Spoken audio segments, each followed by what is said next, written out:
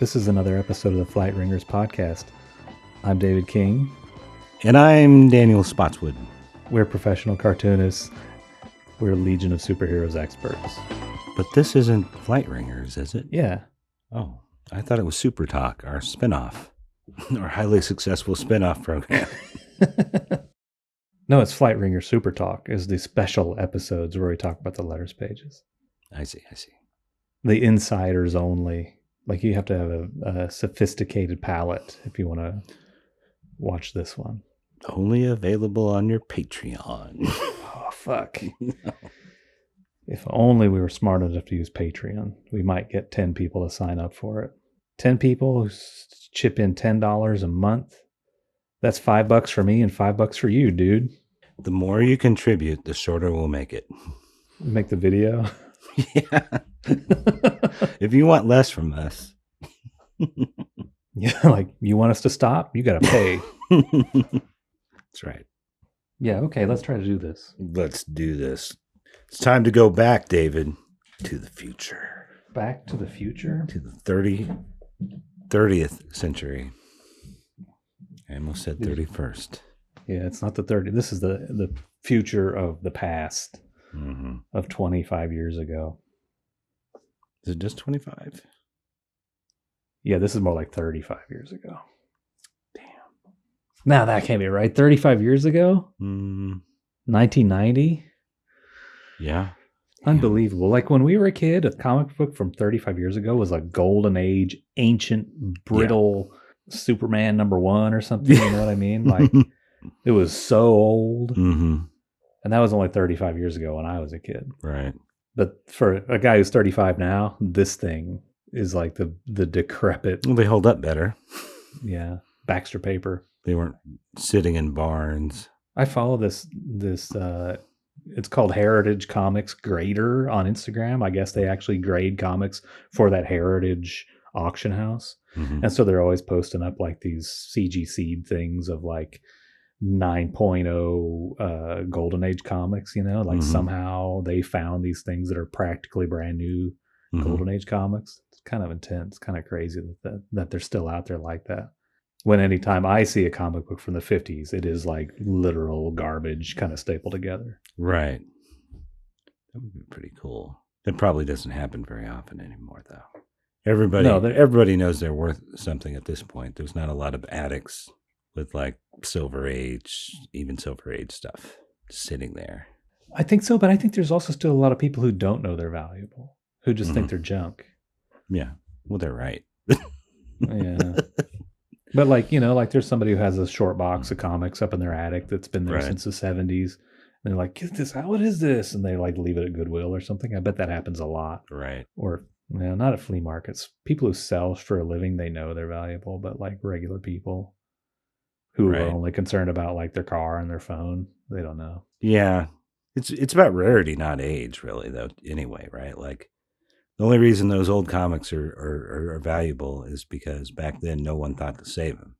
And a lot of them got pulped and reused during the war. And like Action Comics, I think there's very few. Like, maybe they didn't print very many to begin with. There was something like that. Like Action Comics 1. Like in the heyday of comics, like in the 50s and mid 40s or late 40s, like every comic, they printed like millions of them, right? Or like 1 million of every issue or something like that. Like of a Captain Marvel comic book. Like they were so popular. But yeah, they're not around too much either, I guess. More copies than X-Men 1 by Jim Lee? Maybe not. Maybe not. I have no idea how many they printed. I think they printed 1 million of each cover of that one. Isn't that like the best selling comic ever? I think so, yeah. But partially because there were 5 different covers and everybody was buying all 5. But what's strange about it is that these comics that like some of that shit, like that outlaw comic shit they used to talk about on Jim and Ed, you know, like there's not a lot of those. Like some of those literally are only have a couple thousand or something printed in mini comics. You know, we print 100 copies of our comics. That's why they're so valuable. Yeah, they're not valuable at all. Nobody even knows about them or wants them, you know? Well, So in that way, that's because scarcity. it's supply and demand. We don't have the demand. Yeah. But see, there's no demand for Action Comics #1s, really, But it's because we know there's no supply, I guess. There's demand. Well, wait. Everybody wants one, don't they? Because it's the first appearance of Superman, or because it's valuable. I don't know. Yeah, I don't know either. You know, the first appearance of Batman is now worth more than the first appearance of Superman. Mm-mm. It's bullshit, man. Like, Fucking Batman. Batman. Always Batman. Well, he's the better character. He's the more sophisticated character in the stupid comic books. He's a poor man's Zorro. Oh, Zorro's much cooler. he's a Cuck? He's a cuck. No, Don Diego's the cuck. Zorro is the whatever the opposite of that is. Yeah, is that a part of Zorro, or don't like Don Diego's trying to make time with Maid Marian or whoever, but she's like too in love with Zorro, just like Lois Lane. I don't know. Not that I remember of. Maybe on the TV show. I think Don Diego is like coded gay, isn't he? Like he is a fop and he's gay, and no, he's never going to make love to a woman because he's like helping women pick out dresses and stuff. I think that's how he's characterized. Bruce Wayne / Don Diego. Like Bruce Wayne is like he fucks everybody all the time. Like that's what the Bruce Wayne character as well. The Don Diego character, he's gay and he's simple. Damn. He's like a rich idiot kid. I think that's how he comes off. Like Prince Adam from He-Man or something. Like right. Useless rich guy's kid. Yeah, I guess that's Bruce Wayne too. Useless, yeah. Fucking Bruce Wayne. Fuck that guy. My son thinks Batman's better than Superman too. Oh, you're just going to face facts that Batman is the preferred hero. You don't know how hard it is to be a Superman fan in a Batman world. Every time I go down the toy aisle, Batman. They said the toilet. toy line. The toy aisle, yeah. I mean, they just needed to return him to the way he was in the 50s and people would like him again. Superman. Like throwing greedy, wealthy industrialists out the window and shit. That's what. Yep.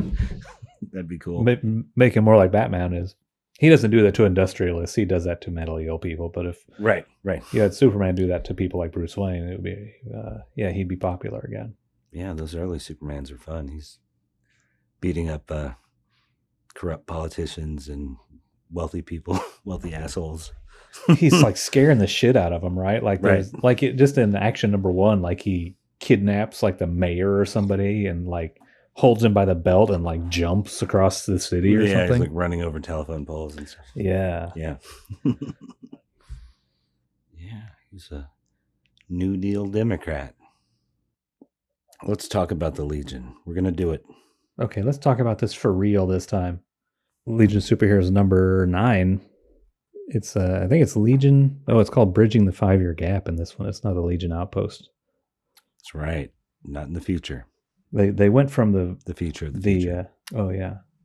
But as far as title of the letters page, they went from a good name, Legion Outpost, to kind of a mouthful, Bridging the 5-Year Gap.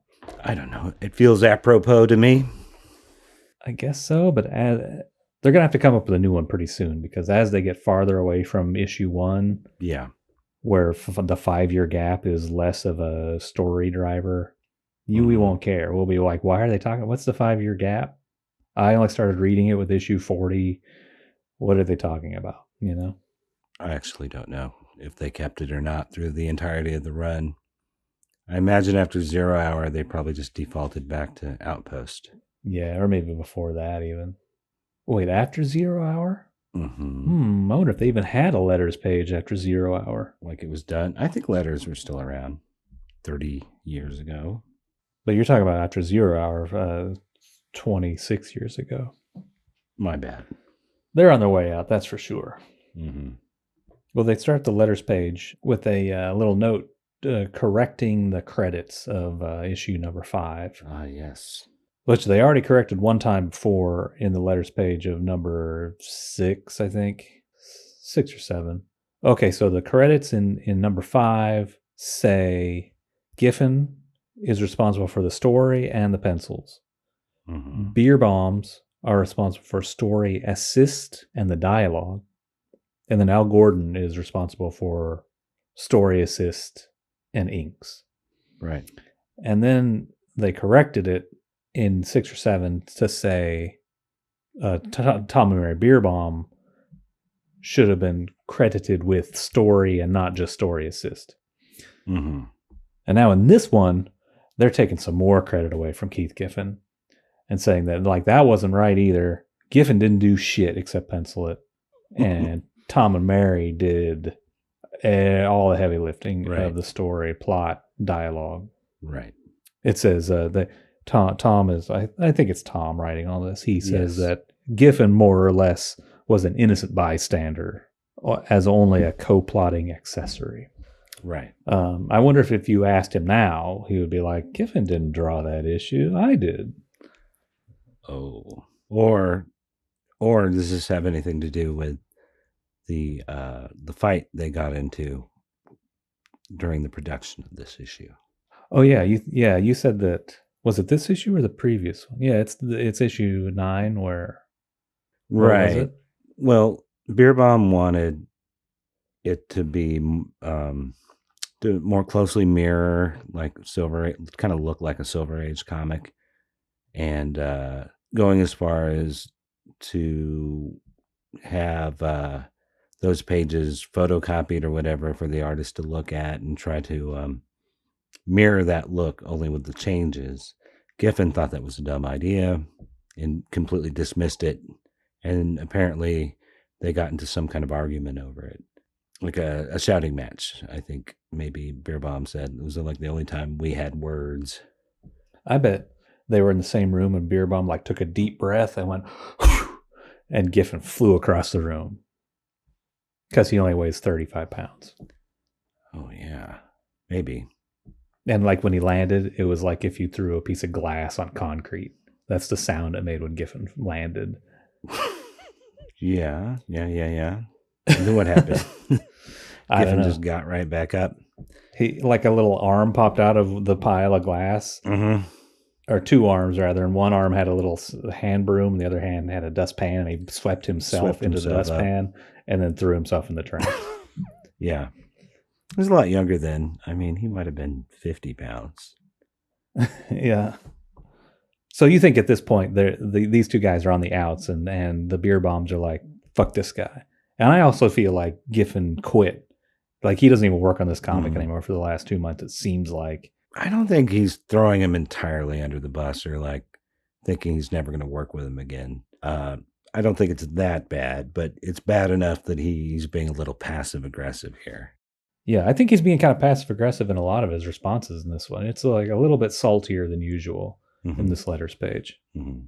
Because in one of the letters pages, we were talking about how a lot of the editorial responses to the letters are sort of wishy-washy, and they're like, well, you didn't like it, but a lot of people like it. Some other people did like it. Right. And they're like, we're not always good, but we're not always bad, and stuff like that. Like they're kind of like they want to be as diplomatic as possible. I'm not sure if he's sticking to that as much here. Like he's getting a little more sassy, I think. Yeah. Why do you suppose he's doing the letter column to begin with? Are the editors just, this shit was too complicated to begin with before you jumped it 5 years ahead? You deal with these people. That could be. I guess I just assumed it was like the fan inside of Tom and Mary Beerbomb that wants to control the letters page. And like in the past, Paul Levitz usually answered the letters. So like it's kind of a Legion tradition that the writer does it. I don't know about the other writers before. Usually it was the editor, Jack C. Harris, and whoever was answering the letters. But did Wade answer the first few or no? I don't remember anybody but the Beerbombs doing it. Okay. I think Mark Wade might have written some kind of introductory, like, welcome to this comic book thing in the first letters page, but I'm hazy on that too. I think he might have been writing the summaries too. Previously, Box. And one of them, Tom says, is that they write them. He was probably mad at Mark Wade that month. Yeah, it could be. It's like, I'm taking over. I don't like the way you write this, Mark. Mm-hmm. You're going to quit pretty soon anyway, Mark. You're going to cancel my comic book in a few years, Mark. That's right. Mark Waid was so hot. Like, he was so popular for a while. It's all right. It's kind of dumpy. Comb over. Short. Oh, I don't mean his looks. It's not that hot. I mean, if you like that kind of look, I bet there's somebody who thinks he's attractive. Yeah. I mean, in the top 10 creators list in the back of Wizard. Yes. With Impulse and Kingdom Come or whatever. Flash. Really. Flash, yeah. The whole Flash family of titles. Right. He might be on Flash by now or nearing that, but he's not popular yet. That isn't until like just before 0 hour really. Yeah, I think he went to Flash from Legion probably, right? Yeah, that sounds likely. Forever he was just an editor, I think. Right. He was the editor at Amazing Heroes, and then he moved over to DC. I think the Legion was like his first DC gig, or maybe one of the first. Maybe the first, maybe one of the first. And he worked on those indexes, which weren't even DC. Yeah. So yeah, I remember those. He was a fan. Dude's super fan. I wonder if he's a bigger fan than Tom Bierbaum. I wonder if they have words over that. Tom has got to be a bigger fan of Legion. Could be. Like, yeah, Mark Waid's like the Silver Age expert. And then Bierbaum is like laser focused on. Yeah. And I bet Tom's like, I bet you never designed any of their costumes. Motherfucker. Mark Waid's like, I bet you never rebooted a Legion of Superheroes comic book. I rebooted him twice. Motherfucker. I had to fix all that shit you guys fucked up. And then I had to fix all that stuff I fucked up. I've always thought it was really strange that they called the same guy. Like they changed it, and then at some point they decided that wasn't working, and they said, we need to get somebody in here and do something new. Let's get the guy who did the last version. Yeah, when they canceled the Mark Waid comic, they would have been like, God, we need somebody who really knows how to write the Legion of Superheroes. Why don't we call up fucking like Tom and Mary Bierbaum or something? I think they know something about this. It's kind of like, it's a pattern with DC. Like they made that Green Lantern movie, and it bombed. And then they're like, let's get Jeff Johns to do the next thing. And then they keep bringing him back, even though he is involved in almost all their failed projects. Yeah, but people like his comics, I think. Well, do they? They keep publishing his comics. Mm-hmm. They're okay, I guess, Somebody his likes comics. Yeah, I don't know. I don't know what his movies are like. Well, I thought he was behind the TV shows. Is he behind the movies? Well, it's definitely had something to do with the Green Lantern movie. The Green Lantern movie is just, it's like the Emerald Dawn graphic novel. Mm-hmm. 1-to-1, no difference. It's a Keith Giffen movie. It's to be quite honest. Parallax stuff in it, though, I think. Oh, yeah. Instead of, in the comic book, it's some kind of weird alien hive mind race. Right. His name is Legion. I think so. But I mean, everything else, like the plot where Hal Jordan's a washout and the training montage with Kilowog. Mm-hmm. It's all beat to beat. Yeah. Kind of the same thing, just to kind of substitute out of the villain. It was boring. I watched it. I wouldn't say it sucked. I would say it's as good as all the other superhero movies. Yeah. I don't know why everybody hated it so much. To me, it seemed better than some of those really serious ones they made afterwards. But I don't think it's a great movie either. No. What is the greatest of the superhero movies? Superman, Richard Donner, man. Yeah, but I mean like the current ones, like in the boom of like the mid 2010s or whatever. Like those Christian Bale ones, I guess maybe are good. So we're not even counting like the Sam Raimi, Bryan Singer stuff. I guess the Sam Raimi ones. I don't know. That first, I liked those Spider-Mans and those X-Men movies. I kind of liked all of the Spider-Mans, like the Raimi ones and the Andrew Garfield ones. I thought were fine. I never saw any of those. They're good? I thought so. Good? No. They're okay. They're fun to watch. I thought the Iron Man movie was okay. I haven't seen the sequels. I think that's kind of what started the whole Marvel thing, right? I remember when I was seeing that, like, even though it was kind of good, I was disappointed. Like, why didn't this come out like 15 years ago? Now I'm just too old to really care that much.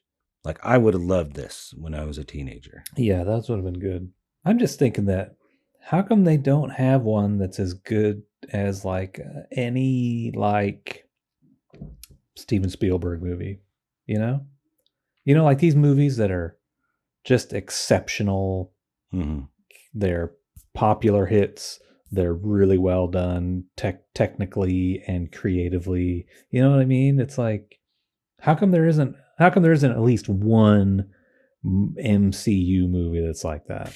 Yeah, I think they're kind of held back by their episodic nature. You can't have like a good final ending because it has to sort of be open ended. It always has to feel like the latest episode of something. I guess that's the problem.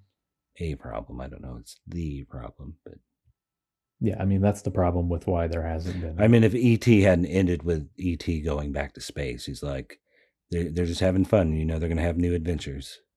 Well, but see, even that would have been okay. You know what I mean? Like if everything except that was the way it was in E.T., right? You could have watched 95% of E.T. and been blown away, right? And then whatever, then E.T. 2, and you're like, well, whatever, you know.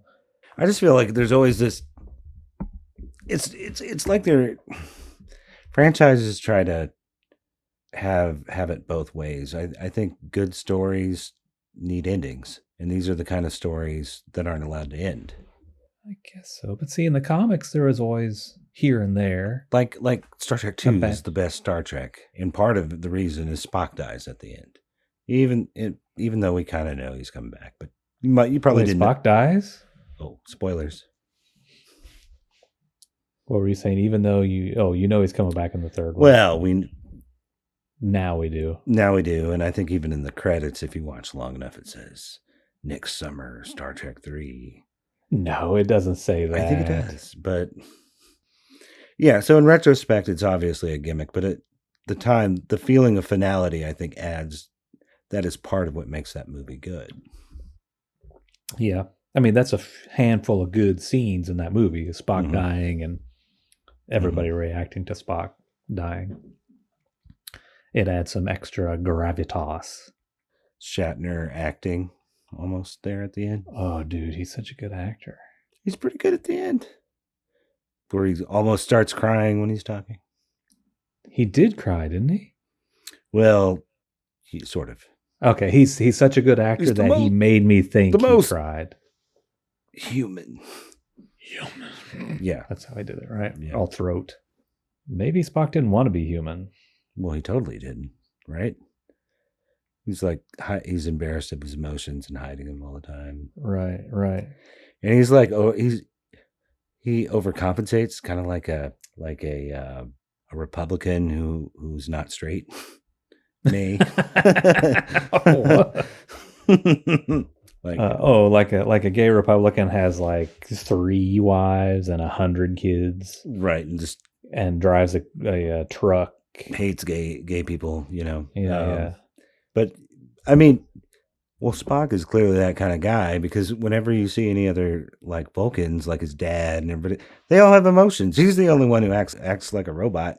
I mean, I don't know about the new. There've been new ones on those. Every new show has a Vulcan now, and I think maybe they all act like Spock. But in the old days, whenever other Vulcans showed up, they always seemed more emotional than he was. Yeah, I'm trying to think of who the other ones were. His mother was not Vulcan, so and then they showed his dad, and he was a little more easygoing. Okay, there was his dad, and then there was his brother, the crazy, the one looking for God. Okay, his brother. But what about Lieutenant Savick? She was just like him. Maybe. Didn't she have like the hots for his son, or Kirk's son or something? Think so, yeah. They never really bring her on as one of they abandon the idea that they can add new people to the cast. It's like, nah, it's just the old timers. That's how we're doing it. It's kind of like in the Legion comics, like they're going to reject anybody who's introduced, recently, because they're just not part of the clique of whatever the original fucking 20 people. And all right, let's start talking about this comic book. The first letter is Angelo Brooks. He's from Maine, East Lebanon, Maine. He's apologizing. He's apologizing for his letter from last month. I guess he must have wrote in to complain to them about whatever, you destroyed my childhood or something, Right. based on the events of Legion issue number 4, where Lamondale kills the time traveler. Right. At first, I thought this guy is going to write a real dumb letter, but he's really actually pretty thoughtful as he goes on. He's talking about how Mordru could have become the big powerhouse ruling the universe that he's portrayed as in issue 5, the Mordruverse comic. Right. He has this. I had never really thought about it this way before. I mean, he kind of talks about Mordru and the Trapper like sort of balancing one another and kind of being the opposite of one another, like in that the Time Trapper is death and entropy, but Mordru is trying to live forever. Yeah. Never thought of it like that, but it makes sense, kind of. Right. It's a very thoughtful interpretation of these two villains that, I mean, they were never actually done that way in the comic exactly, I guess, or not explicitly anyway. Mm-hmm. And I don't know if the beer bombs had this in mind, but right. Yeah, it's definitely a good way to look at it, or an interesting way to look at it. But he also points out that he says, I can see Mordru, like so many despots, being perceived initially as a hero. This guy, he's kind of proposing that since there's in that timeline, I guess, if there's no Legion of Superheroes team to stop all these huge threats, Mordru would be protecting his turf from these threats, like the Sun Eater and like the Fatal Five or whatever, if they came around, et cetera, the stuff that Legionnaires would have been fighting off in the regular timeline. Mordru is fighting them off, and people are pleased with this and look at him as a hero. Is it because the Legion exists that he's a villain? Well, I don't know about that. I think he's still a galactic dictator. He's still a tyrant. Yeah, but you know, as we know, as Americans in the age of Donald Trump, people like that. They like bully bad guys like that. For sure.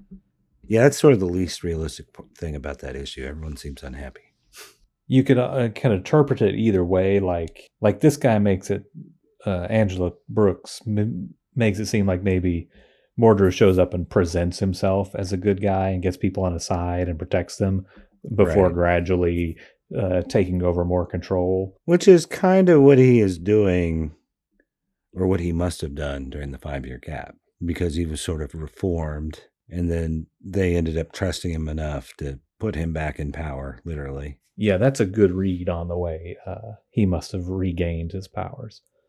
If you extrapolate from the first Mordru comic that Jim Shooter wrote, where he's just a conqueror and annihilator of galaxies, he probably would not have showed up and subtly said, hey, I'm actually cool, maybe you guys want to hang out with me, and then gradually take over everything. He probably would have come up and used his powers to imprison everyone, and then if there was any outside threat to him, he would destroy that threat. That's probably how it would have worked out. But even then, there's still people like, no, he was right to imprison half of the Earth's population, because that half of Earth's population, they're bad people, and he was right to kill the Sun Eater and to thwart the United Planets.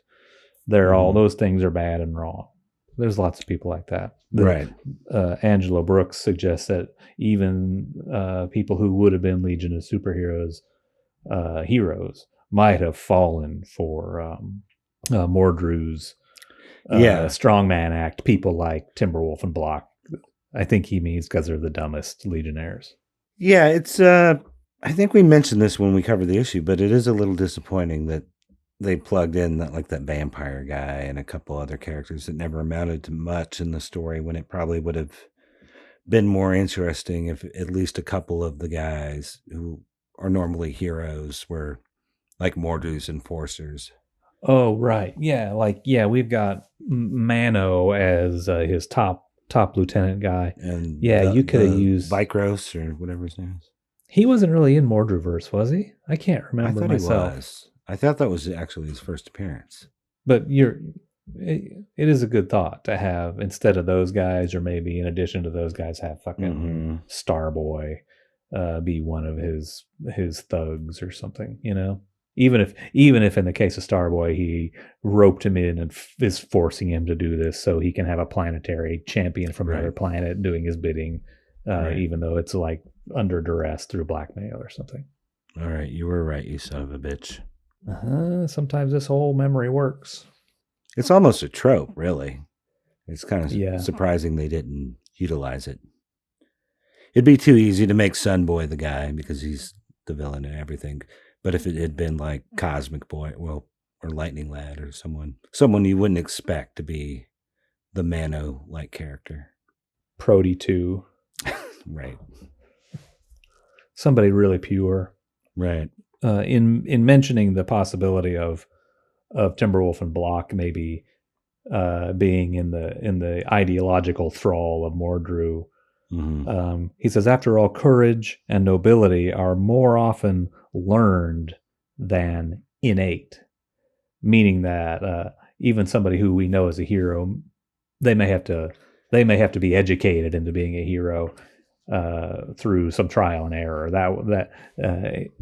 So like even a guy we think of as a hero could be duped to become a Mordru follower. You know, I think he's being more thoughtful than you're giving him credit for. I think it's not just because they're the two dummies.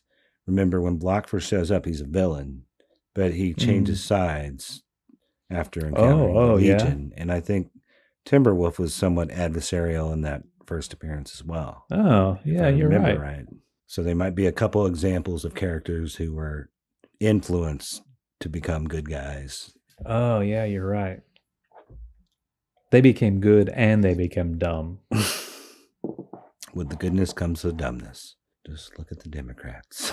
Just look at me. He does point out, it's kind of an interesting angle, too. He says, the events of the past two issues, 4 and 5, have given him a new perspective on the Legion team.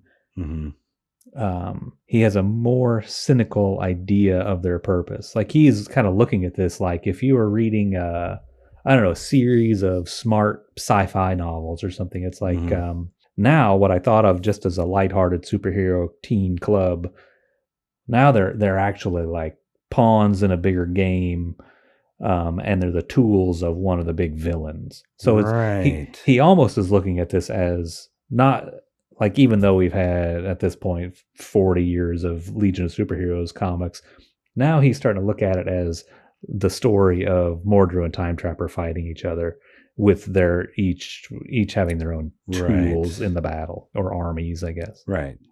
It isn't as simple as good and evil, like the good guys fighting for freedom to free people, but maybe it's really about wealthy people making money, you know, on weapons and colonization and extrapolation of resources. It's not as simple as good freedom-loving people spreading freedom through the universe. And he says, now the reader is challenged to ask which is the lesser of the two evils. Now he's getting into it's a little simplistic, I guess, with that question, but he was onto something for a second there in that paragraph. Mordru just wants oil. He wants his empire to last forever. Right. Just like the British Empire or the Catholic Church. He makes this connection between Mordru and Catholicism. Maybe if they had done this issue today, he would have like a reality TV show, Mordru, like The Sorcerer's Apprentice or something like that. I don't know. Oh man. It'd be huge. You're fired. Oh, he says something about, he's talking about how the Time Trapper in his timeline, where he's in charge and the more powerful force than Mordru, Time Trapper gave history 1,000 years of peace. He says peace. This guy says peace. The Time Trapper doesn't become a tyrant entirely for 1,000 years. The Time Trapper. Time Trapper in the Time Trapper timeline. But he says he gave the United Planet's citizens a millennium of peace in order to achieve his ultimate objective. And I don't know what his ultimate objective is. I don't know what this guy thinks Time Trapper's ultimate objective is. Is it established that there were no major alien invasions or dark side or any big events in between the modern DC universe and the Legion history before they got started? Well, see, I think there are. I think what this guy's trying to say is that, like, when you contrast the regular universe that we've been reading for all this time with the MORDRU universe timeline, MORDRU shows up and takes over everything. Right. But Time Trapper never did take over everything. Well, it seems like the MORDRU-like scenario is more likely to give you peace, at least at first. But it's like that peace at the price of freedom. Yeah. I think when he says peace in this letter, he means like Time Trapper's not interfering. Like nature's taking its own course without interference of despotism from the Time Trapper. Okay. But he says he allowed this in order to achieve his ultimate objective. But I don't know what Time Trapper's ultimate objective is or what this guy thinks it was. What is it? What was his ultimate objective? I guess the closest what is his objective? I mean, they sort of ascribe a motive to him when 0 Hour comes along and he turns out to be Rock Kryn. Like, all of this was building up towards him trying to defeat Parallax to preserve the universe. Yeah, but this dude couldn't have thought of that. No, of course not. I don't think they've ever really hinted. Maybe in the very first appearances of Time Trapper, but like he doesn't. Is he trying to rule all of time, or is he trying to destroy all of history? Well, like entropy is his goal, but that's the weird thing. Once you elevate him from like supervillain to cosmic force, entropy personified, if you are entropy of all things in the universe, it's the only inevitable thing there is, really. Like, you don't need any help. Everything's going to wither and die and break down eventually. Right. Yeah. So it doesn't really make any sense that that Time Trapper created the Legionnaires to be his tools in reaching his ultimate objective, but simultaneously they're also his greatest enemies, and they're always trying to stop him from reaching his ultimate objective. And also on top of that, he literally is his ultimate objective. He doesn't need to do anything because he's this force of nature of death and decay and end of the universe, right? I guess maybe he might be trying to like blow the universe up faster. So he doesn't have to wait till the end of time to rule everything. Yeah, maybe. I do remember somewhere, maybe it was in Burns' recap. It didn't really make a whole lot of sense, but it seemed to say he was not satisfied with just ruling the end of the universe. He wanted more. I kind of remember that. And maybe that is compatible with the idea of him just wanting everything to break down sooner. Like he's tired of waiting until the tail end to take over everything. He wants the end of everything right now instead of an infinity from now. Right. That still doesn't make too much sense to me, I guess. Yeah. I just want to say that moment when you asked me that, I just felt like a complete moron. Like, it reminded me of like when you try to sit down and think about like what exactly that Trade Federation shit is in the Phantom Menace. You're thinking and like, it doesn't mean anything. This is all fucking ridiculous kid stuff. But it's not even kid stuff because it's so fucking boring. A kid doesn't care about the tariffs or whatever the hell they're talking about. Right. You know? Right. But there's just enough there to make you think there's something there, and you try to piece it all together. None of this makes any sense. He's just using jargon. But see, this guy, Angelo Brooks, he seems like he thinks he has it figured out. But what he's saying is, it doesn't make sense to me because I don't know that there is an end goal that the Time Trapper ever stated he has. No, nor is there really an end goal for Mordru, but I guess you can prescribe this stuff to these guys or ascribe it and say that Time Trapper wants an end of everything and Mordru wants a permanence and infinity to everything. Angelo Brooks, if you're out there, please answer our question in the messages in the comment Post section. a comment, yeah, and share this video. What is the time trapper's motive? Also, anything you know about the trade dispute in Phantom Menace? Can use some help on that too. What was the name of those guys? Those Your Highness. They're coded like Chinese racist caricature guys. Right. I don't remember their name. I kind of remember that, like they had a species. It's another one of those stupid things like in Star Trek where it's like this. Everybody from this planet is greedy. Yeah. Everybody from this planet is good-hearted or whatever the fuck. Right. Right. Everyone from Rimbor is a crook. Yeah, they're all criminals. Mm-hmm. Can't trust any of them. And then he also says, should I be reading the Legion 90 comic? Right. Tom O'Mary answered this letter. And they kind of, like his, Brooks's point that he's now thinking of the Legion not as like individuals, but as a device and a tool for either Time Trapper or Mordru, whichever. The beer bombs, they kind of they take the pressure off of that, and they say that they think the Legionnaires must have triumphed over their intended role as tools of evil, and now that they've turned that cynical purpose into a good one or a heroic one. Right. It does. Well, I think if anything, that the next issue after this one, or no, the issue they're actually covering, proves that they're more than that.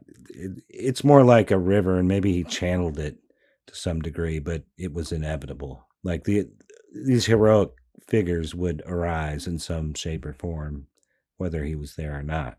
Yeah, that happens in the 5th issue, right? Right. But I think they're also talking in general too, like as we go on, even, right? Mm-hmm. Like if I guess there's not supposed to be a time trapper anymore, or if there is, we don't know what form the time trapper is going to take after issue 4 and 5. Right. Not.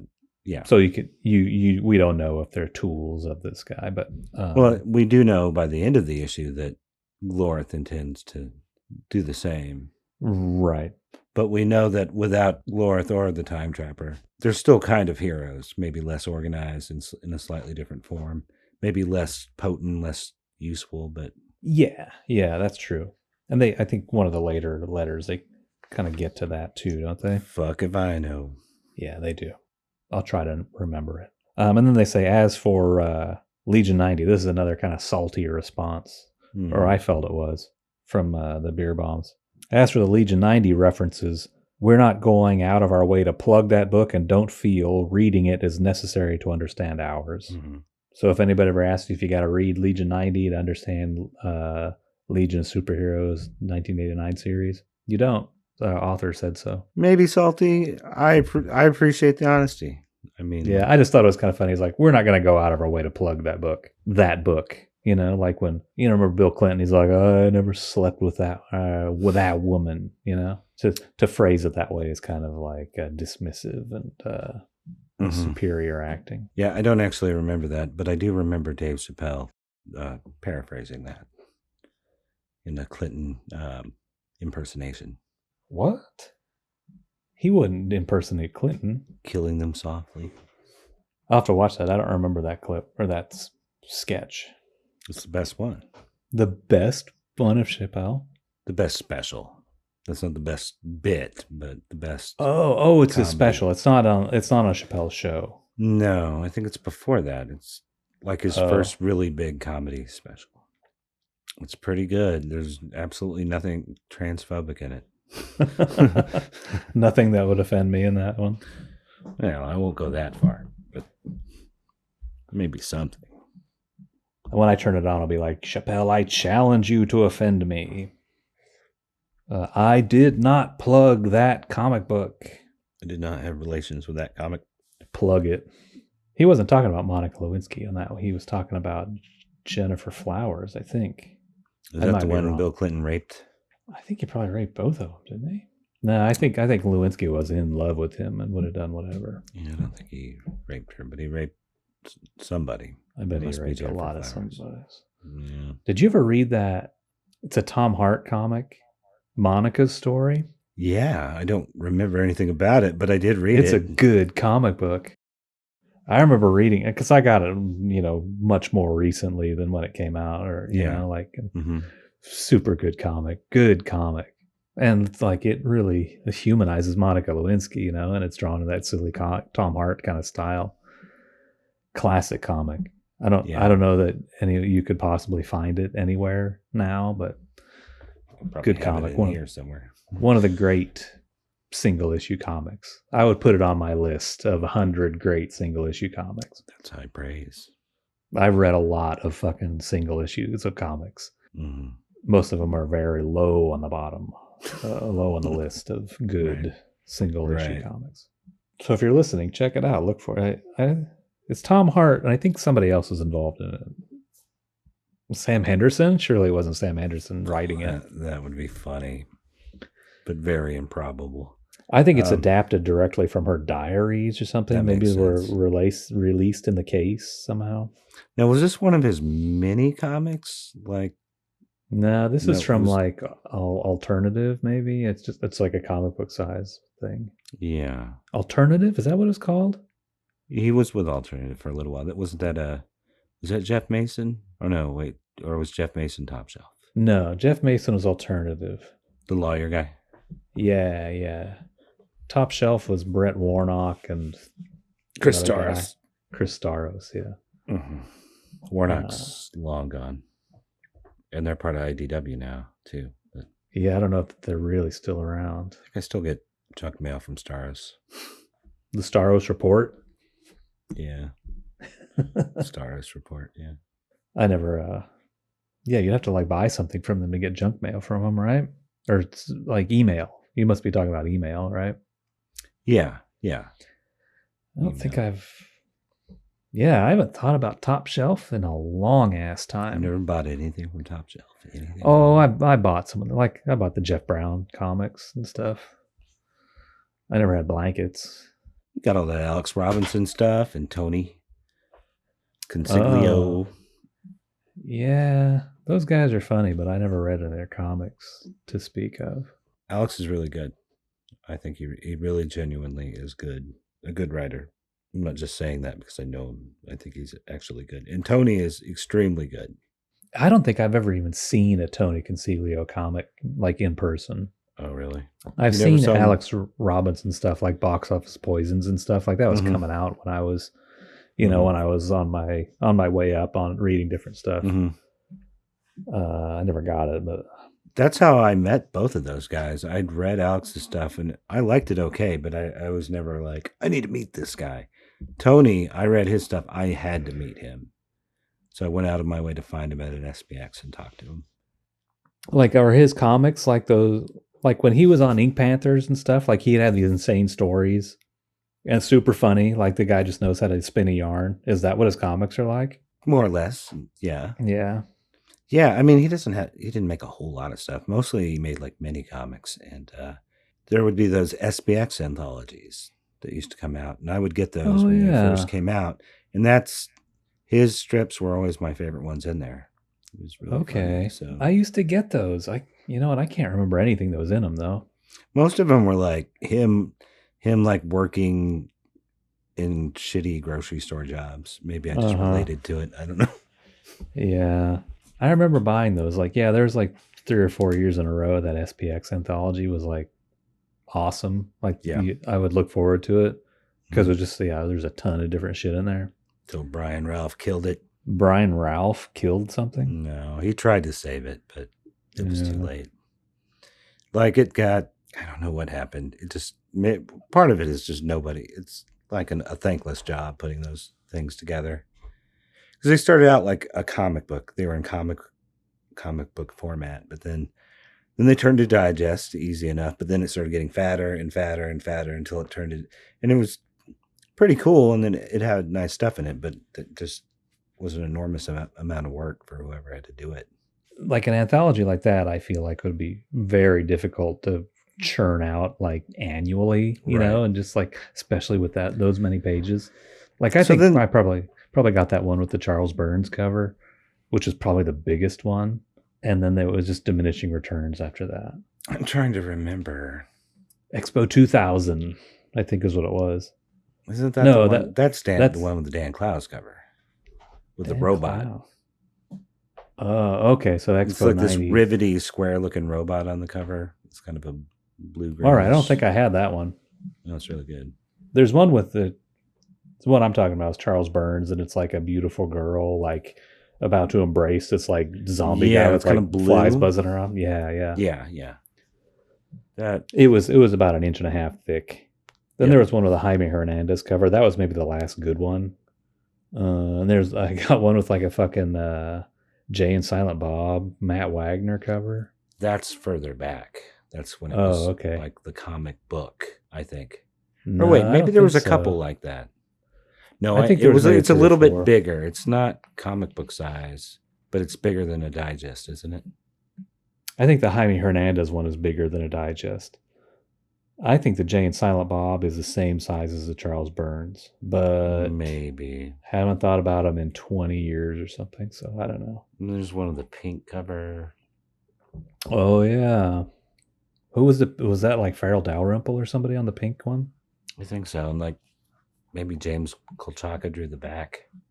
Yeah, it's like the invention of Pong. Oh, I can't remember. I'm probably mixing all these up. Yeah. Well, anyway, they tried to weed. I think they tried to get less material in by making it thematic, but they picked themes no one wanted to do. Like they did one about war.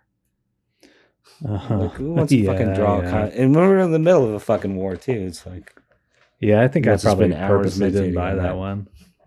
Yeah. So that one did really badly, I think, and then so they got Brian Ralph. I think they probably paid him something to do it, and he put out, and it was better, but it was like Kramer's Ergo or something. It was thinner and just a few artists, and kind of lost some of the magic.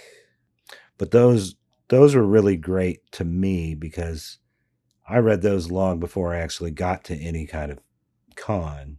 So that's where I first saw a lot of artists who were, in my opinion, good, but weren't necessarily published by Fantagraphics or Drawn Quarterly or Top Shelf. Right. Yeah. Like mini comics people are in that. Yeah. Thing. Yeah. Yeah. And you could order it through Diamond or whatever. Yep. Yeah. Because I was getting those, at least like 2 of them from my fucking regular old Topeka comic book shop that mostly only had Marvel DC stuff. Yeah. That was pretty cool. It kind of was sad when they just were not good anymore. Yeah. And maybe they weren't even great in the first place, but it was like 150 pages of shit that I never seen before. And if even half of it was good, it was pretty cool. There'd be like a handful of people who are like always good. Name guys, Chris Wares or Seth or whoever, scattered in there amongst, teenagers who this is their first comic. It was kind of neat in that way. The only anthologies they bother to make now are just like excerpts of everyone's latest graphic novel of the big 20 or 30 artists. Yeah, I mean, Fantagraphics, I think, is still putting out that thing called Now. That's true. But I mean, I don't get them. Like the couple I've gotten, like I got one that had a big Steve Weissman thing in it. I think that's the only reason I got it. But I think it's still coming out. Yeah. They've never asked me to be in it. Son of a bitches. I would have to say no. I couldn't get it done. Why did we start talking about it, the SPX anthology? I'm sorry. It was probably my fault. No, I mean, I don't care. I just I don't know how we got from Time Trapper or Legion 90 to SPX. It's kind of funny. Next letter is from Dave Backus, North Bay Village, Florida. Dave, that's your name, dude. David. Dave. Some of us are Daves, but most of us are Davids. It's the reverse of the Kids in the Hall thing. Oh, right. That song was written by a guy who was not a David or a Dave. He doesn't really know. But I think as the rule goes, those who insist on being called David are by default called Dave. Well, that's true. If you make a big thing about it. Yeah. I don't make that big of a thing about it. It's a pet peeve of mine if somebody who doesn't know me and is introduced to me as, hey, this is David. start calling me Dave. I don't really care for that, especially if it's in an email and writing, and I'm like, signed David, and they're like, "Hey Dave, thanks for writing me." You know, I'm like, "Fuck off, Right. Joe," or whatever. You know. Yeah. Like I'm gonna go like somebody comes up to me and says, "Hi David, nice to meet you. My name is Charles." And I'm like, "Oh hey Chuck." Right. Wouldn't do that, would you? That would be offensive. I was always Daniel. Always Daniel. Always Daniel. Everyone abbreviated to Dan, and it'd be Daniel, Daniel, Daniel. And then after a while, it's like, I'm making things worse. I'm that guy who's like, well, Yeah. actually. And then after a while, I was like, it's not. It's just using one syllable instead of two. Yours is a little weird because it's completely changing your name. Mine is just truncating it. So No, it's the same thing as mine. It cuts off the back half of it. right. And Yours loses 2 syllables. Mine loses 1. Right. Roughly 2 syllables. I can live with it. So I go by it now, pretty much. I mean, if you want to be called Daniel, I'll do it. No, it's fine. It's really fine. No, it okay. Is fine. No, I'm old enough. I've accepted it, and I like it now. Like I like that it sounds slightly less pretentious, I think. And I think I was trying harder to be pretentious back then. So it's Daniel. Well, Daniel's kind of Bible-y. Yeah. Yeah. Fuck those guys. But David, you can't escape it being Bible-y or Torah-y or whatever. Yeah.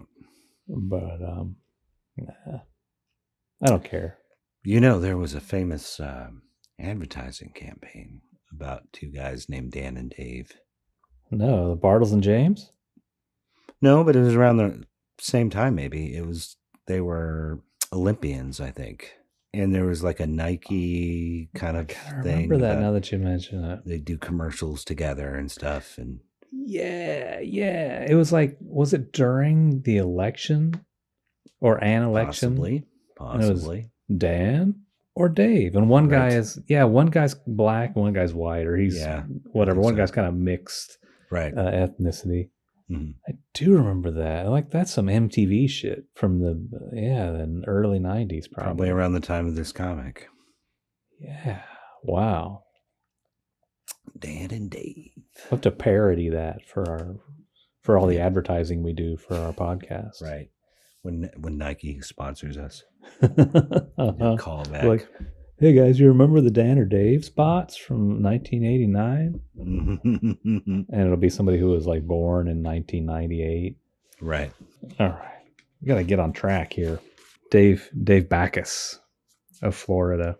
He starts out and says, this story, in reference to issue number 5, this story is fresh, interesting, and definitely different. Do you think he means fresh as in like new or like fresh? Fresh Prince. Yeah. Or maybe they've always meant the same thing. They do kind of mean the same. Like Funky Fresh? Funky Fresh Medina.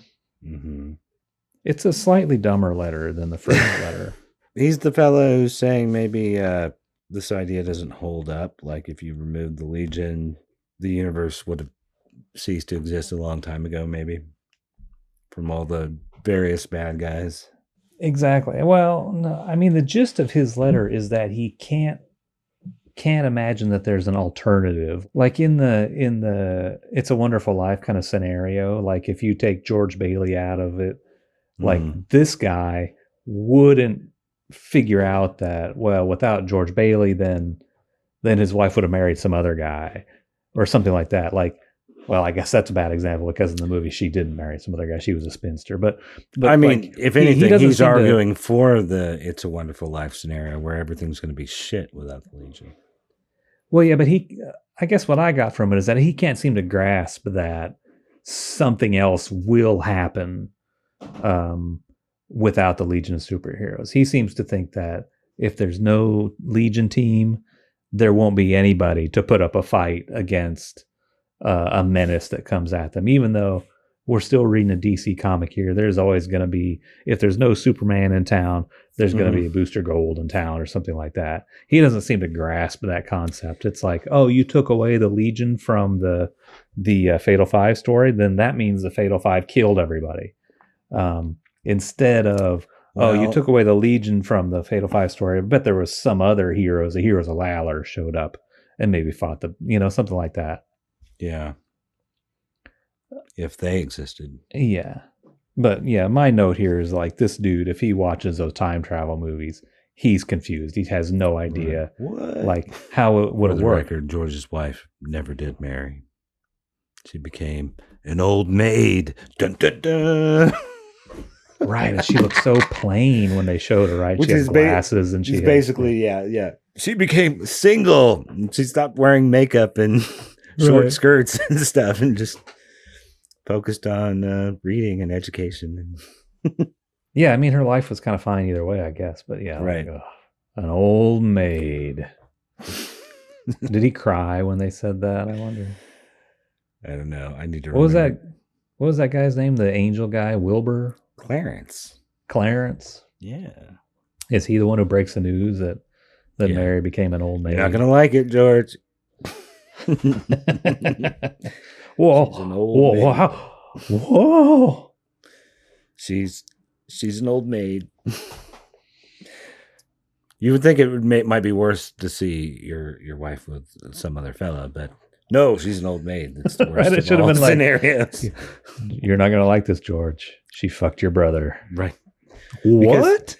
And then she fucked your dad. Because hot ass Donna Reed would never have found anyone to marry. She's so disgusting.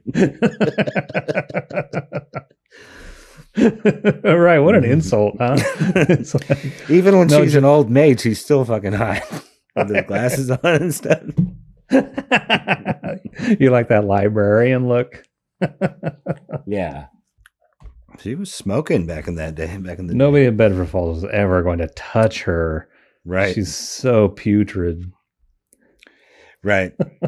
It's that usual like suspension of disbelief you have to have whenever there's someone who's supposed to be a plain Jane next to like someone who's hot. Like Violet is causing car wrecks, but Donna Reed is as attractive as whoever that lady was. But we have to, in our mind, pretend she's just a regular girl. Okay, let's do this. We're going to make this happen. Yeah, we kind of lost our way on this Dave Backus letter.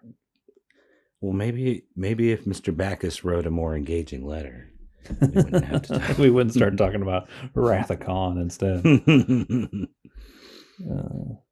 Yeah, some of the things that he thinks don't make sense make perfect sense, like not understanding why Mordru would White Witch is an old hag if she's his wife.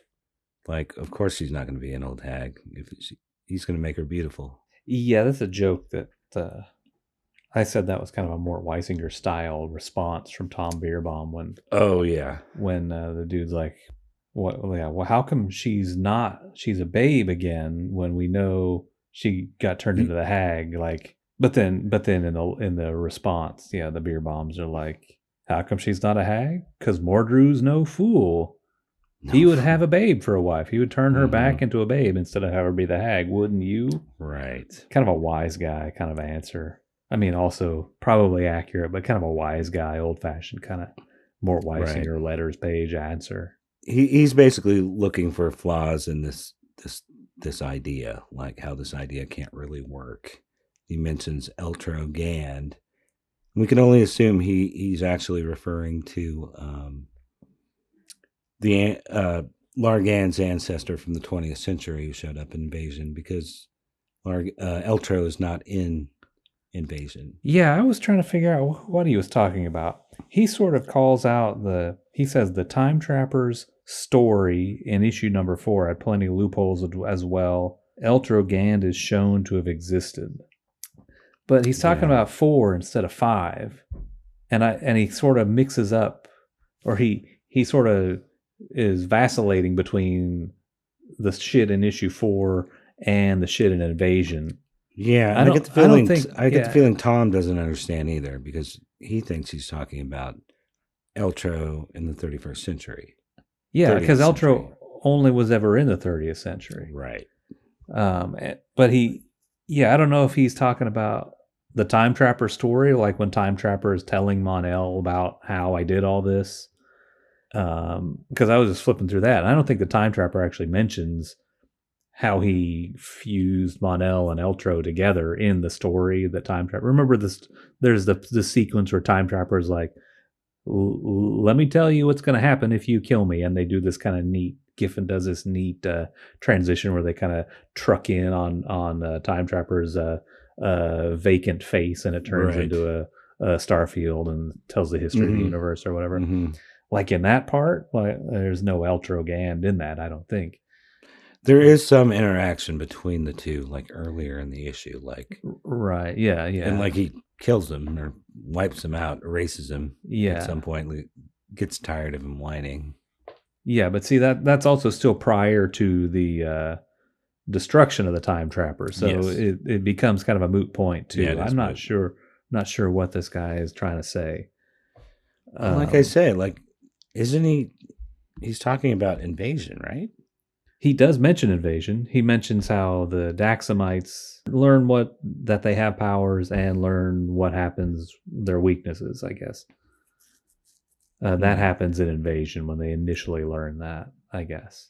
Because there is a scene in Invasion where these Daxamite observer guys land on Earth and they discover that they all have superpowers. So you think maybe these two sentences are not connected? Like yeah, I think he is confused in what he's trying to say or something. Well, anyway, it doesn't matter either way. Tom brings up that he could be a creation of the Time Trapper, but if he was, there's a real world version of him, just as there's a real world version of Clark Kent. Right. Yeah. He says there could be, you could read it as, in the same way that there's a pocket universe Clark Kent and a regular universe Clark Kent, there could also be a pocket universe Largand or a regular Largand. Right. Or there could be just a regular Largand and Time Trapper rerouted him into the pocket universe when he needed him. I think that's how I've always interpreted it, but I feel like it was explicit in issue 4 that Time Trapper created that Mon-El. The Mon-El who kills Time Trapper in issue 4 is a fabrication of the pocket universe. See, I don't know. I feel he does refer to everyone as puppets, and that makes it confusing. Mm-hmm. But yeah, he's also referring to everyone as puppets because he's manipulating them, like the entire Legion, not just Pocket Universe Superman. And I think what made me think when I first read it anyway, that he is from the normal reality is he goes on, maybe the best man I ever knew was your puppet. He doesn't talk about himself being a puppet. He's talking about specifically Superboy. Yeah, that's true. That's a good point. Yeah, so maybe Largand Mon-El is from the regular universe and not a creation of Time Trapper for the pocket universe. Right. I think it works better though, all this stuff, if Mon-El is that pocket universe native. Right. I mean, you can sort of get around this, but another argument for him being from elsewhere or from the real reality is they state several times that the only two worlds with sentient life in the pocket universe were Krypton and Earth. Oh, yeah. I've heard that. I don't think that they ever said that in a comic book. I think that's like fan speculation, right? I think it's said in there. Oh, really? Okay.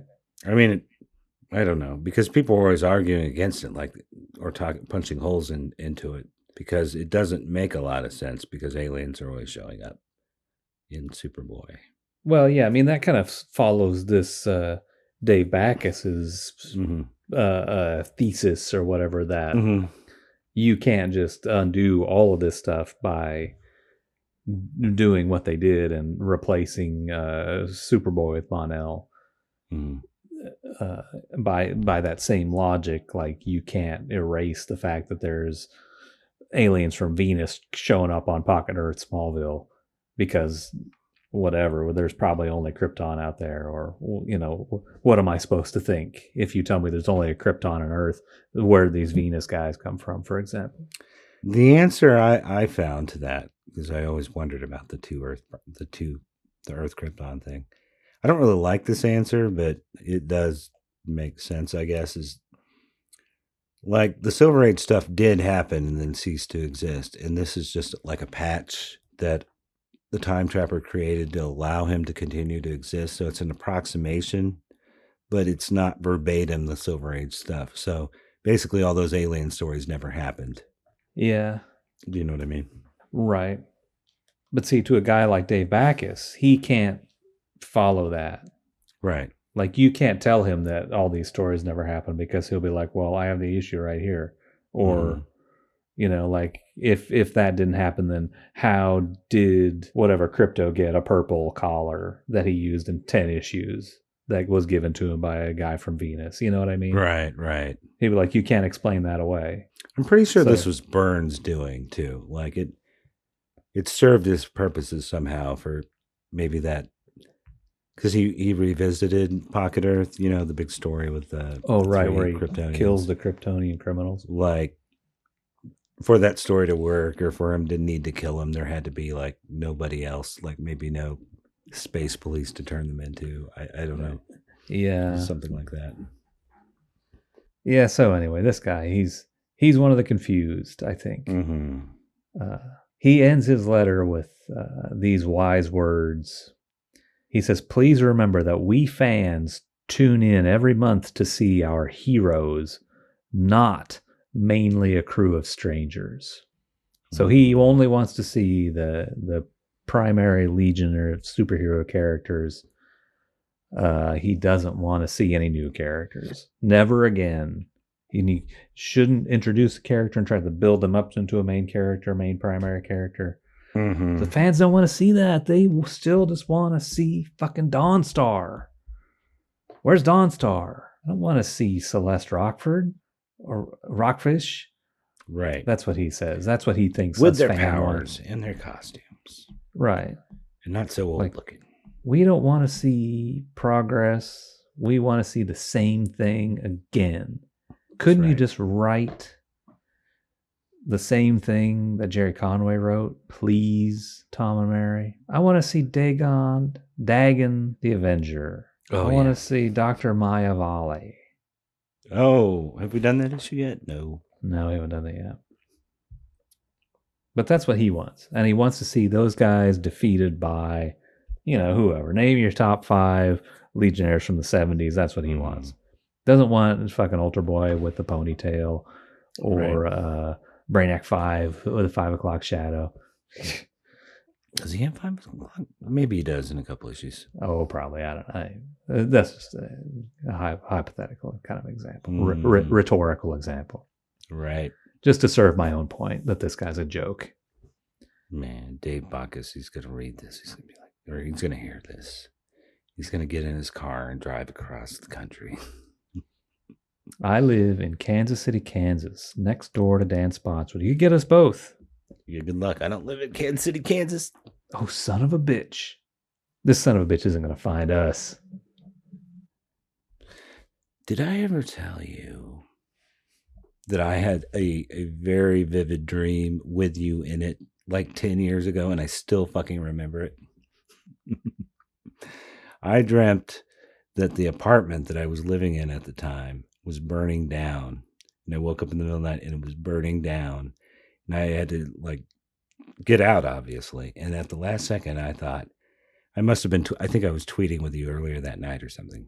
And I thought, oh, maybe I should tell David. And for some reason, all of a sudden, you lived above, so I ran up the stairs and I knocked, and I said, "The building's burning down," and you were like, "Thanks for telling me. I think I'll just stay here."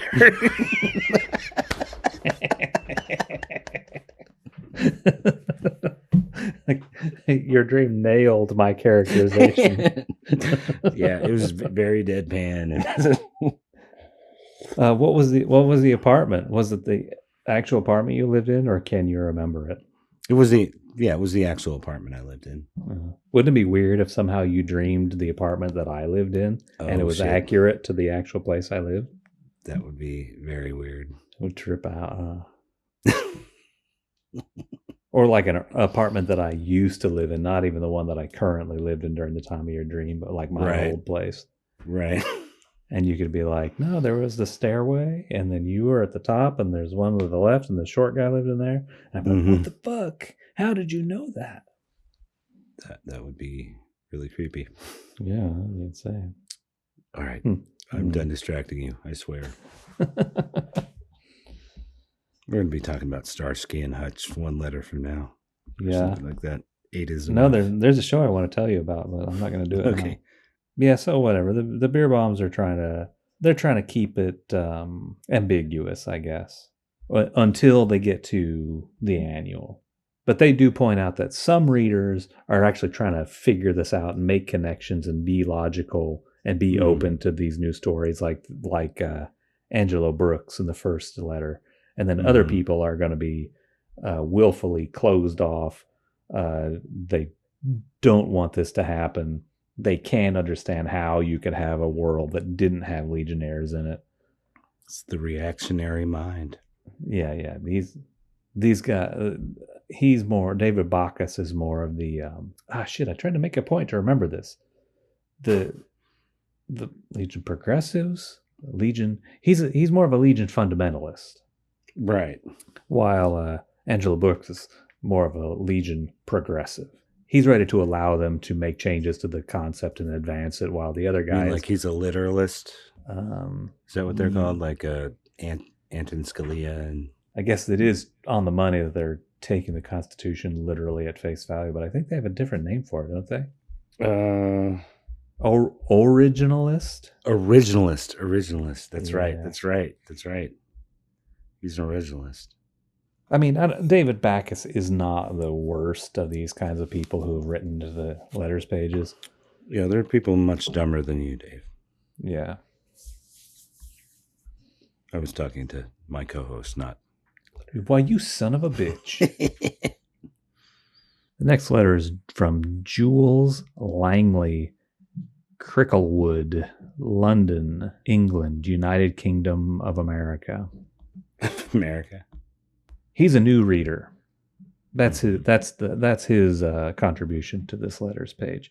He's not a old time Legion progressive. He's not an old time Legion fan fundamentalist. He's a new reader. He says it was only recently seduced from the comparative safety of the 20th century titles to start reading Legion of Superheroes. He probably started with issue number 1. He wants to give it a shot.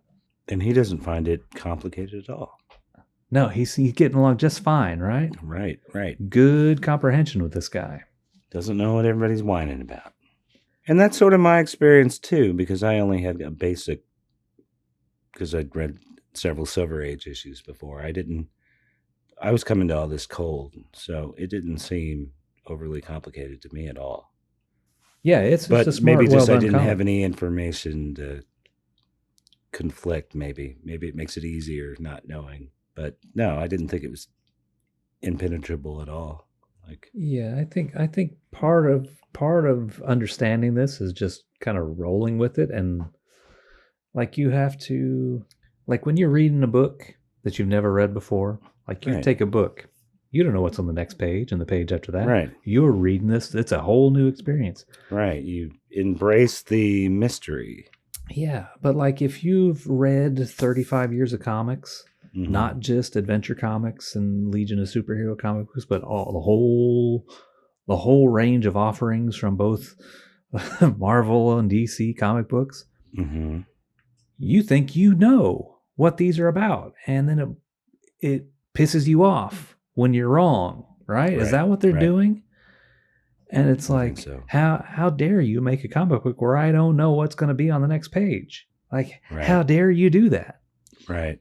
And a person who has never read this book will actually accept it as something they don't know anything about.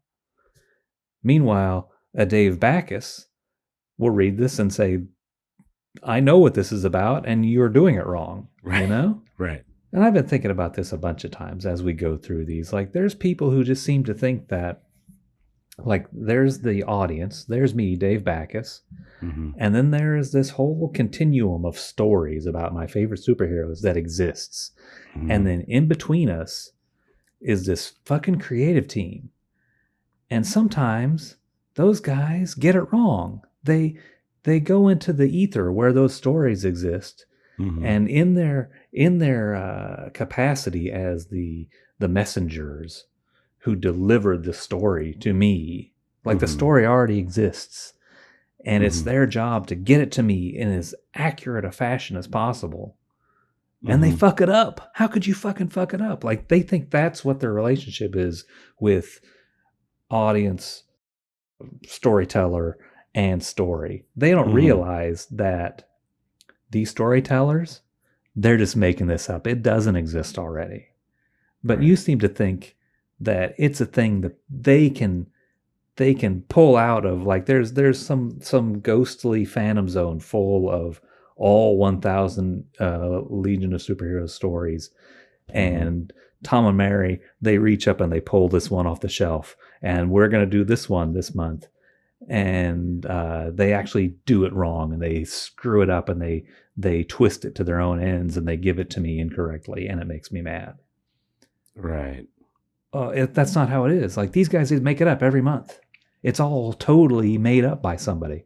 It doesn't exist already. What do you think of that theory? It's bullshit, but it was interesting listening to you rant. No, I think that's partially right. I don't disagree with anything you've said.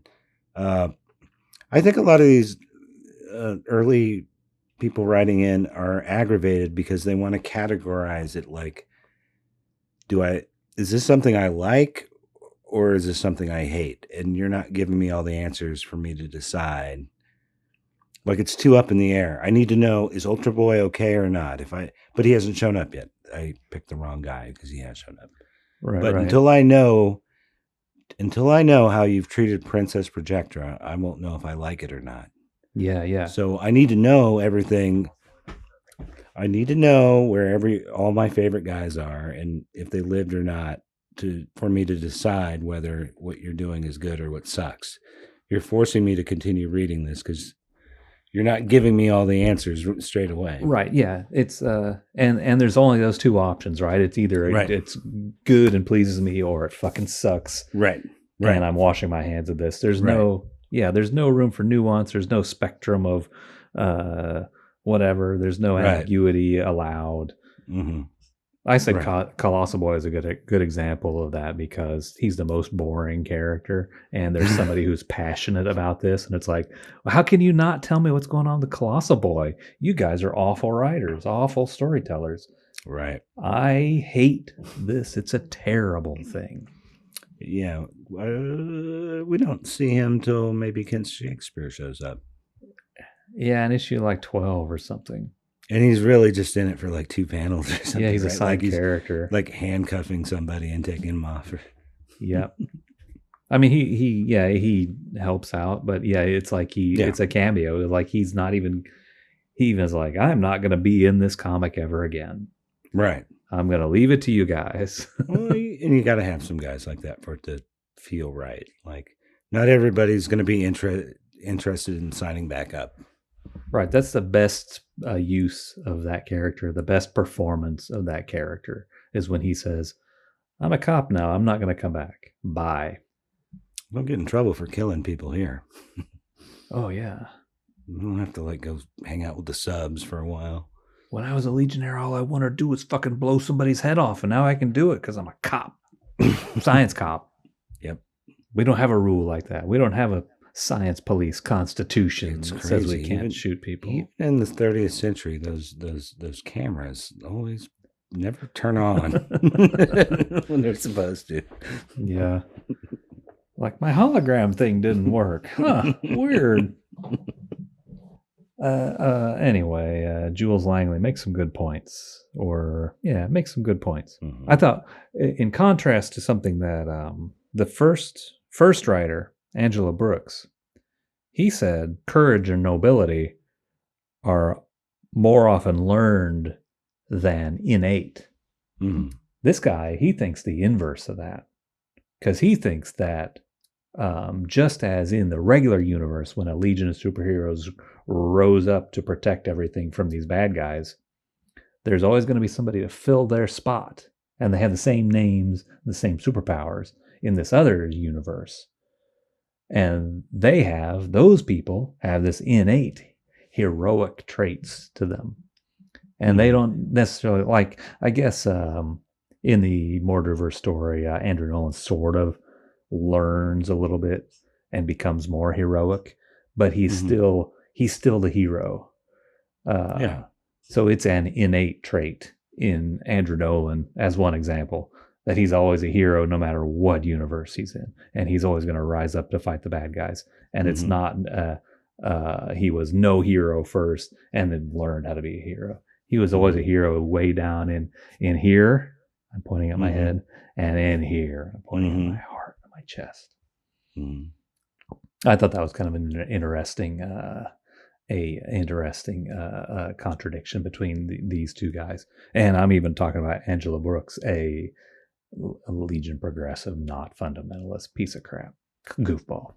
I hate both sides of it, but I feel like both interpretations work. They do. Yeah, you're right.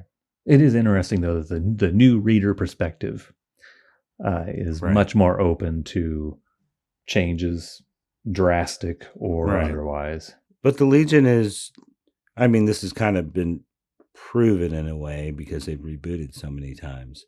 It's like they're an inevitable thing.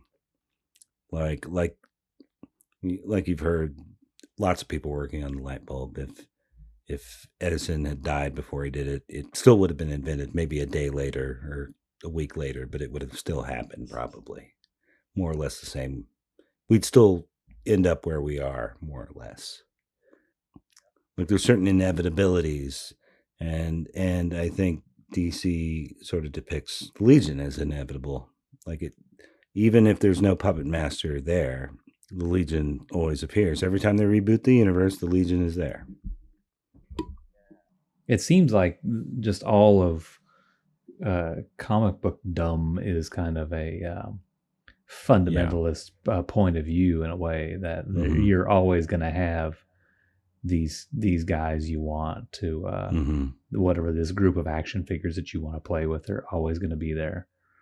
Right. And I guess, put it that way, that's lame. Right. They don't need to be inevitable, but I want them to be unique. Yeah. And I guess that's why I always want to forget about the Bendis Legionnaires and the three boot Legionnaires and whatever the TV cartoon, and go right back to the original continuity guys, because they're the unique ones and not the pretenders. Right. Well, now who's the originalist? I guess I am. But I still want them to get old, and I want their kids to be the heroes, or I want Cosmic Boy to die, whatever. Magnetic Kid. I want Magnetic Kid to come back to life. Fuck that shit. Oh, my note, I guess, on this Jules Langley, he's not sentimental. He's not attached. He's detached to this stuff. He accepts it for what the storytellers are telling him instead of what he expects to happen. And a lot of these people expect nothing to ever happen, no change to ever happen. Right. I mean, he says right at the end, or towards the end, am I in the right letter here? I think I am. Yeah. Thank you for a wild, wonderful, crazy roller coaster ride. So far, I've enjoyed every minute. Like, that is the right attitude to have going into a story, right?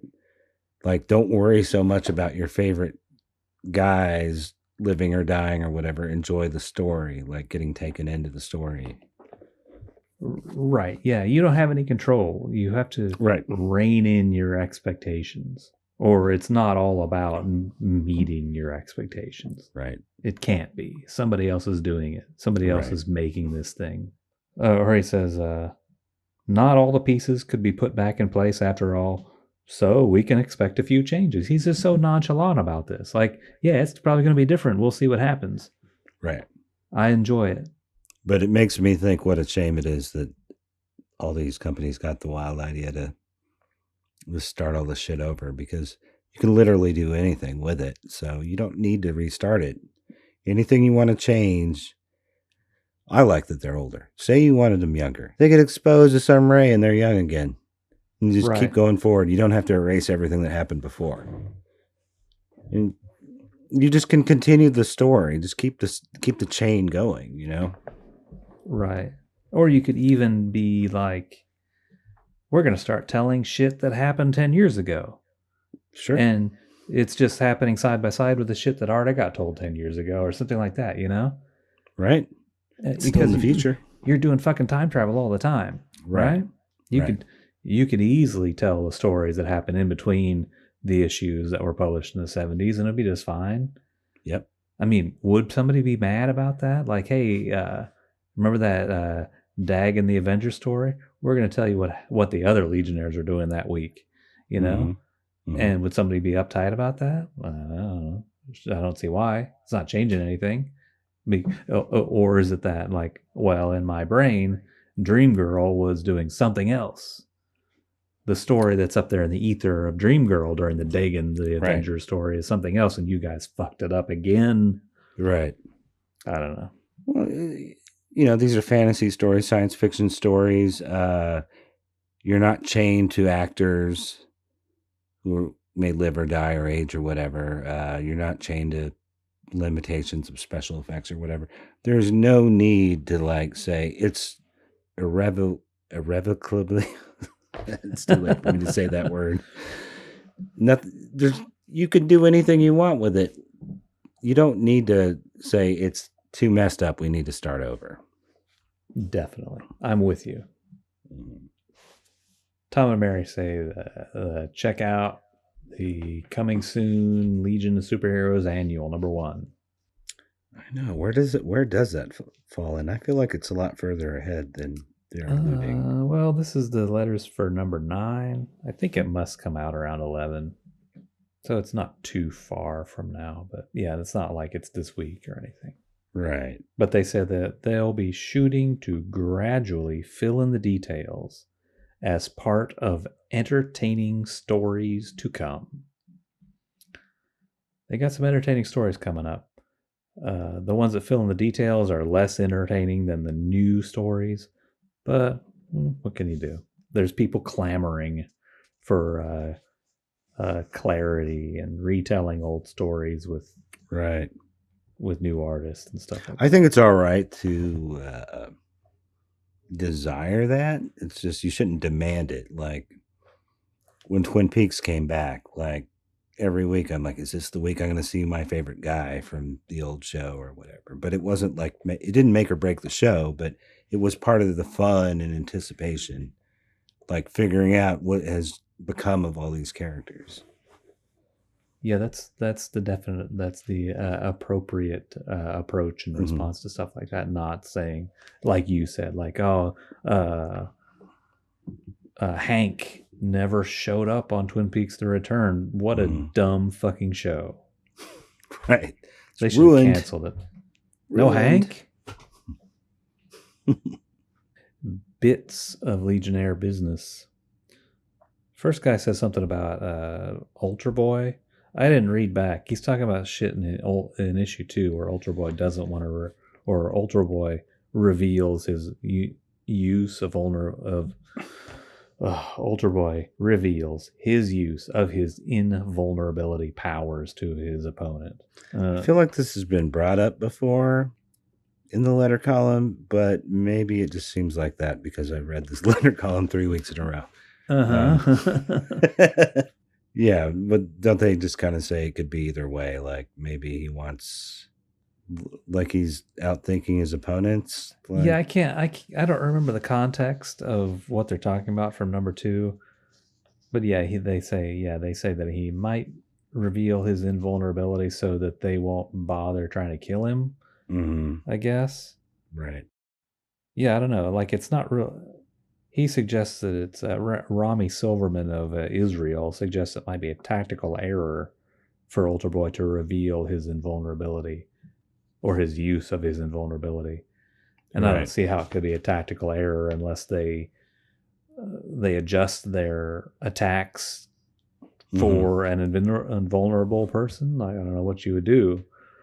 So I'm not quite sure. It's kind of coming back to me now. Like maybe it was a debate over whether he can switch his powers entirely off or if they always have to be expressing themselves in one form or another. And okay. Remember there was the bomb that exploded on I think he was shaving at the time. Oh yeah, it destroys his whole apartment building and the whole block around it, and he says like, "Good thing I turned on my invulnerability." Yeah, but no, something like that. He doesn't show that to the villains though, right? Like this is when no, the Goofy Gophers are gonna kill him. He must be fighting like hand to hand with those guys, right? And he says like, "You can't stop me. I'm invulnerable." Mm-hmm. And then Rami Silverman's like, "Maybe you shouldn't have said you're invulnerable." I don't know how it would have helped Ultra Boy either way if they didn't know he was invulnerable. It comes with the territory of superheroes to like explain what they're doing all the time, because you're telling the new kid who's picked up the comic for the first time, right, what the deal is. That must be it. He should break the fourth wall when he does that. Yeah, like look at the audience like, now I'm using invulnerability, and then there won't be any confusion about, well, maybe he told that to the bad guys, and no, he was telling me. He was looking right at me and told me, and they didn't hear it. I wonder if Wikipedia has changed the way comics are written. Like, they figure you'll just look it up on your phone, so they don't need to explain everything. Is like if you wonder what Ultra Boy's powers are, you look it up instead of any hint in the maybe all the asterisks say see Wikipedia. Yeah, they put in a URL and they're like a big long one. Yeah, you have to type it all out. I don't think they have the little square that you scan. Oh yeah, QR code. Yeah, probably so. Eric Michael O'Reilly exclaims, "Get over it with death already." He says he's seen far too many Legionnaires perish in combat. I know. How many have perished in combat? Like, first of all, how many have perished? Up to right now, the most recent perishment is Block. He was sneak attacked. He didn't die in combat, but okay. Maybe you could argue Farrelad. He came back and died again. Okay, but so we got Farrelad, we got Invisible Kid, we got Chemical King, we got Block. Any others? I don't think so. Right. I don't think a long list. Any of them have been killed, really. This guy just wants no one to ever die. That's right. And I mean, I don't want anyone I like to ever die. That was good. That was a good pause. I don't want anyone to... Well, wait a minute. I can think of a couple people. But this guy, he doesn't want any comic book character to die. It's so disappointing because the opening thing, it sounded so good to me because I read it wrong. I thought it said "get it over with death." I think is what I. Yeah. I'm like, that's good, and then nope. Get it over with death. Yeah, yeah. Just do it. In my suffering. But then he's trying to prove his point by getting the creative team to poll the readers, and if you do that, you'll see that all your readers are on my side and don't ever want anybody to die. That's what he's like. I want to start a mob here, but I can't really do it by myself. Could you facilitate it for me? Could you round them up? Start a mob against yourself? Yeah. Goofball. And then they're crediting some costume designs again. Last time it was I forget whose costume designs they talked about last time. Oh no, it was Light Lass's costume, and shoot, I'm drawing a blank. They credited some in issue 6 maybe. Credited some costume designs from way back, way back. It's kind of cool that he because he's probably he was part of that community. He's seeing to it that these guys, many of them probably were never credited ever. Yeah. These people need to get their due. Yeah, he calls the lady. She's a housewife, hasn't read a comic in 20 years. You remember that thing you did? I got you some recognition. He says the Night Girl costume that I guess first showed up in the Cosmic Boy miniseries. I would have thought Ernie Colon designed that. Wrong. Arnie Starkey of North Hollywood, California. Longtime Legion fan designed. This is a Night Girl costume that's kind of got a brown cape. I think it has a bigger kind of owl symbol on the chest. Yeah. Zipatone. It's not black. It's gray Zipatone, I think. Uh-huh. And like those pirate boots, I think is what this has. The flipped over pirate boots. Mm-hmm. Good costume. Good drawings of it by Ernie Colon in that Cosmic Boy miniseries. There's a guy on IMDb named Arnie Starkey. I wonder if there's any... If he's from North Hollywood, I bet he's in the entertainment industry. It says he was born in 58, died in 2001 at 42. Damn. I bet he's Ringo Starr's son. He was it looks like he's just like an extra in a couple movies, but I bet he's up there in that rock band up in heaven with Gary Lewis of the Pacemakers. And the guys from the band Nelson and all the other children of the celebrities. What was that band? It was like Dean Martin's kid, and it was like a teen group made up of kids. I'm thinking there was a band called Dino, Desi, and Billy. Wait, It was Desi Arnaz Jr., Billy Hinch, and Dean Martin's son, who Dino, like his name was Dean Martin as well. So yeah, Arnie Starkey, son of Ringo Starr, best friend of Dino and Gary Lewis, and isn't Gary Lewis in the Playboys? That's right. Yeah. But then the real surprise is that this is the Element Lad costume that's black and magenta with the interlac E, I think is what we're talking about, was designed by the one and only co-dialogue artist of Legion of Superheroes 1989. The real star, unlike that Hat Giffen. Right. The real star. Mm-hmm. Tom Bierbaum designed that costume that Keith Giffen drew so many times under strict direction from Tom Bierbaum since issue 301. Is that the one that we're talking about? That's what he says.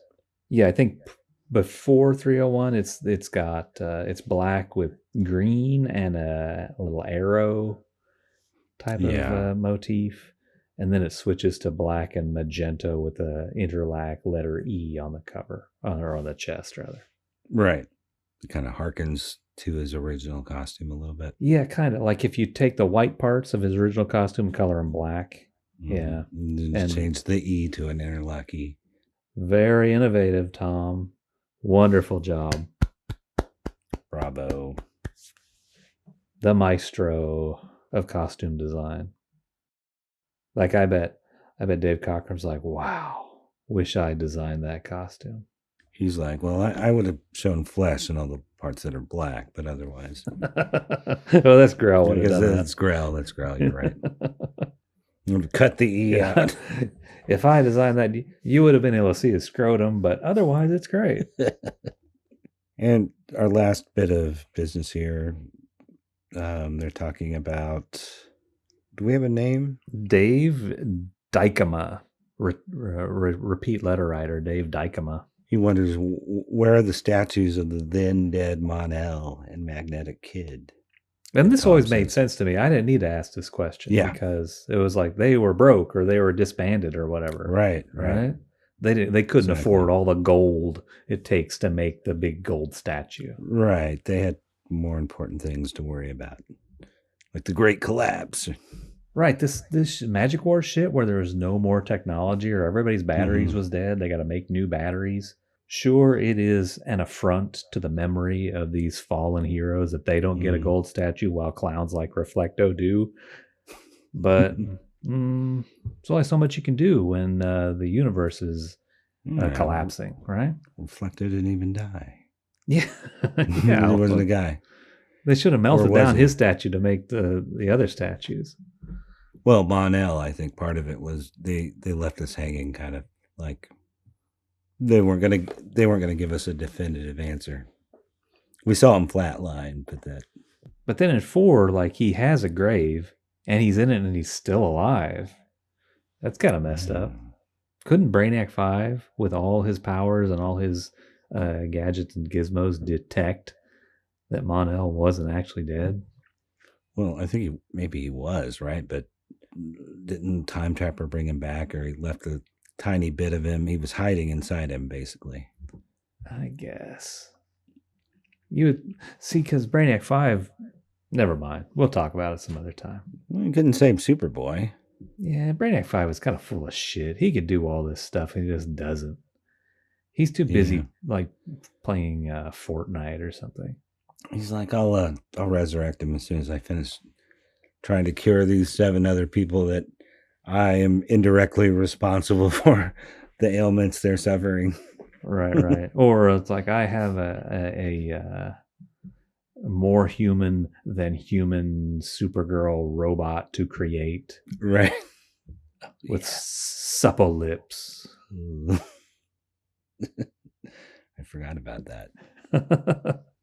Never had any idea Laurel Kent was a robot. Mr. Super Genius. Oh, yeah, what the fuck? You know he scanned her, right? Yeah. And Dave Dykema also asks about the statue for a Supergirl statue. And then in another smart alecky, salty kind of response, Tom Beerbaum, or Tom and Mary Beerbaum, say, don't ask me, ask Paul Levitz, basically, why there's no statue for her. We got other complicated shit to think about. Wasn't us. Wasn't our brilliant idea. Yeah. Maybe ask Keith. He probably had some hand in that. He wasn't around either, right? He was like that Death of Supergirl issue that was in the Baxter. There was no Giffen on that one. Well, I think it's arguable that he had some. I think you're the one who usually argues that he's sort of ghost writing or ghost co-plotting. Not in those ones. I guess it doesn't really have anything to do with the previous team. I mean, that was out of their hands. That was Marv Wolfman, George Perez, and whoever made those ultimate decisions. I mean, she's bigger than the Legion. She's her own franchise, her own character. Right. That's one thing. Yeah, I mean, the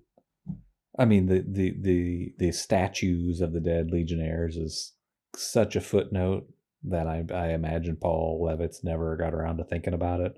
But yeah, he would be the one who would decide if there's a Supergirl statue. But he also has to decide whether or not Supergirl even existed in reality, because she simultaneously died, and there was a big thing about it. There was a whole Crisis cover where she's dead, and there's a whole Legion of Superheroes issue cover where she's dead. But then she also ceased to exist. Right, they were forgetting about her as it was happening. Yeah, so but she was in a lot of adventures with a handful of adventures with the Legion of Superheroes crew, and was a member of the team. So maybe not. Somebody should have tried to remember her, I guess, and give her a statue, but they didn't. But then wouldn't the statue just disappear? I guess so. Like Marty's brother in Back to the Future in the picture. Maybe the better question is, if Laurel is like the analog, why didn't she die? Or isn't there a statue of Laurel? Laurel, yeah, it is Laurel, right? Laurel Kent. Gant. Well, she didn't die because she's still around. Well, I know that, but if she sort of replaced her in this universe, why didn't she die? Well, because it was Supergirl back in Crisis. And that's a story that at the end of it erased itself, right? Right, so it never happened. Yeah. Right. That's the end of the letters and the end of the bits. Next month, Roxas strikes. Yikes. Roxas. I think is that the name of the evil oil company that Iron Man fights all the time? Maybe I don't that's know. I think that might be Roxxon. Roxxon? That makes more sense. Roxxon, Wayne. If it's like an energy company, it's like Exxon or something. Yeah. Rocks on, rocks off.